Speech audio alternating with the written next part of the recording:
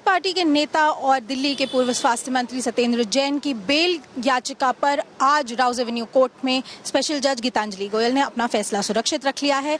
काफ़ी देर आर्ग्यूमेंट सुनने के बाद कोर्ट ने अब ये कहा है कि सैटरडे यानी 18 जून को वो फैसला सुना सकती हैं।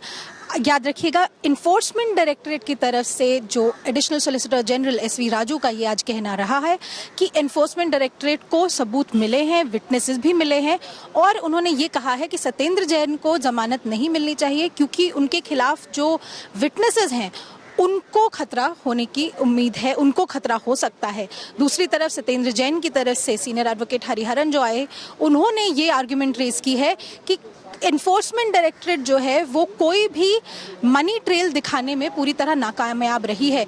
ये भी बात है कि जज ने भी यही सवाल पूछा कि जो चेक पीरियड है 2015 से 17 के बीच का, उसके बीच में क्या मनी ट्रेल मिली है, उसके बीच में क्या ट्रांजैक्शंस इन्फोर्समेंट डायरेक्टरेट को मिले हैं। उस पर इन्फोर्समेंट डायरेक्टरेट की तरफ से ASG का यही कहना था कि अभी इन्वेस्टिगेशन चल रही है। हालांकि 4.16 करोड़ जो डिस्प्रोपोर्शनेट एसेट का मामला था, उसमें जो 4 करोड़ की बात हुई थी उसकी ट्रेल उन्हें मिल गई है। कोर्ट ने यह भी सवाल पूछा कि जब उस 4 करोड़ की ट्रेल मिल चुकी है तो क्या ईडी अब ये कहना चाहती है कि उसके अलावा आगे भी वो मनी ट्रेल जा रही है। उस पर सवाल का जवाब फिलहाल ईडी ने सिर्फ इतना दिया है कि इन्वेस्टिगेशन फिलहाल चल रही है। अभी सत्येंद्र जैन को बेल मिलेगी या नहीं मिलेगी उस पर फैसला 18 तारीख यानी कि सैटरडे को आने की उम्मीद है। हालांकि आम आदमी पार्टी की तरफ से ये कहा जा रहा है कि ये जो केस है और जिस तरह से इन्फोर्समेंट डायरेक्टरेट की आर्ग्यूमेंट्स हुई हैं, ये सभी पॉलिटिकल वेंडेटा के चलते आई हैं और सत्येंद्र जैन के खिलाफ इन्फोर्समेंट डायरेक्टरेट के पास आम आदमी पार्टी कह रही है कि कोई सबूत है नहीं। हमारे साथ आम आदमी पार्टी के नेता जुड़ रहे हैं। मदन लाल जी सर, एक बात बताइएगा, इन्फोर्समेंट डायरेक्टरेट कह रही है कि उनको 4 करोड़ से भी ज्यादा, कुछ 16-17 करोड़ की मनी ट्रेल का लिंक मिल रहा है और उसमें आगे इन्वेस्टिगेशन जारी है। तो उस एलिगेशन का अब इस केस पर क्या कोई असर पड़ेगा या क्योंकि वो चेक पीरियड यानी कि 2015 और 17 के बीच नहीं था इसलिए कोई असर नहीं पड़ेगा? देखिए, हम ये कह रहे हैं कि हम उसको सिरे से खारिज करते हैं और हम ये कहते हैं कि कोई मनी ट्रेल ईडी को नहीं मिली है।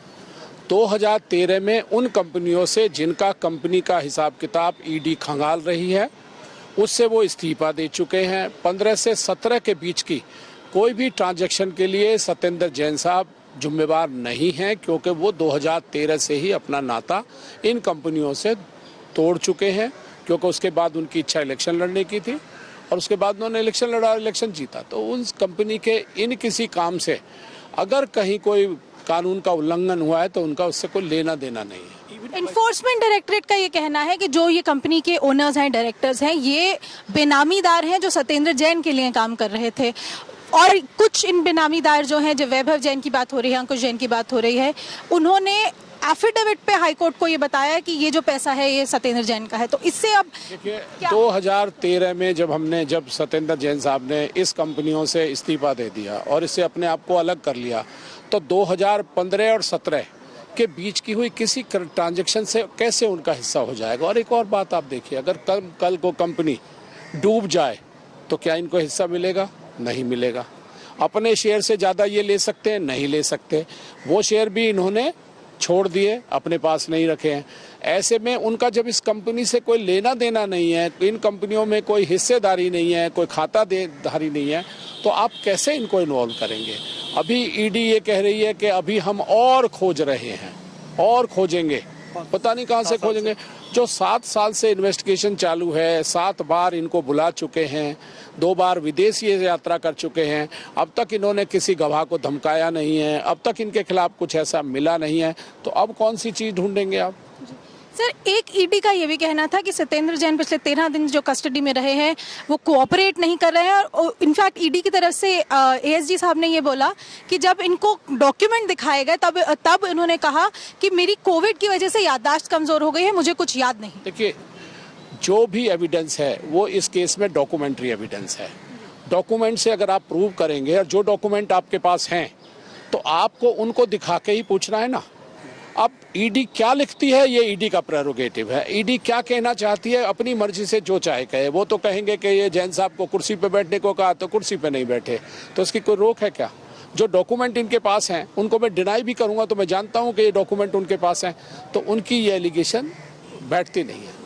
एक आखिरी सवाल सर, अभी राजेंद्र नगर में उपचुनाव होने हैं, हिमाचल प्रदेश में चुनाव आ रहे हैं, गुजरात में चुनाव आ रहे हैं, ये जो एलिगेशंस हैं सत्येंद्र जैन के खिलाफ, इसका आपकी पार्टी के पॉलिटिकल एम्बिशंस पे कितना असर पड़ रहा है? आपको नहीं लगता कि ये केवल और केवल इलेक्शन की वजह से हो रहा है? केवल और केवल, अगर ये केस तो पहले से ही चल रहा है, इसी कोर्ट में चल रहा है, जैसे आपने कॉग्निजेंस ले रखा है, तब ये जो दूसरा केस इस समय बनाने की जरूरत पड़ी, वो केवल इसलिए बनाने की जरूरत पड़ी कि लोगों के सामने एक परसेप्शन पैदा की जाए कि इनके मंत्री ये ऐसे हैं, जबकि कुछ नहीं लगे। क्या आप लोगों को लग रहा है कि आप लोगों को कुछ प्रॉब्लम? लोग अच्छी तरह जानते हैं कि जो ईडी अब तक इनके खिलाफ एविडेंस इकट्ठा नहीं कर पाई है, जो अब लोग अब तक ये महसूस कर रहे हैं कि केवल और केवल आम आदमी पार्टी को दबाने के लिए, धमकाने के लिए और लोगों की नज़रों में गिराने के लिए ये काम कर रहे हैं, ये बात सब लोग बार बार चर्चा में करते हैं। बहुत बहुत धन्यवाद सर। कोर्ट की क्वेरी का भी जवाब नहीं दे पाए जी, तो ये थे मदन लाल जी, जो आम आदमी पार्टी के प्रवक्ता भी हैं, विधायक भी हैं और लॉयर भी हैं। आम आदमी पार्टी अभी तक यही स्टैंड लिए हुए है कि जो भी एलिगेशंस ईडी की तरफ से लग रहे हैं वो सिर्फ इलेक्शन में आम आदमी पार्टी के पॉलिटिकल एम्बिशन में खलल डालने के लिए हैं। वो उनका ये कहना है कि सत्येंद्र जैन के खिलाफ ईडी को कोई सबूत नहीं मिला है। हालांकि ईडी का कहना है कि सबूत मिले हैं, गवाह भी मिले हैं, और अब सैटरडे यानी कि 18 जून को ये देखना होगा कि कोर्ट किस तरफ जाती है। कैमरामैन दलवीर के साथ अनीशा माथुर, दिल्ली तक।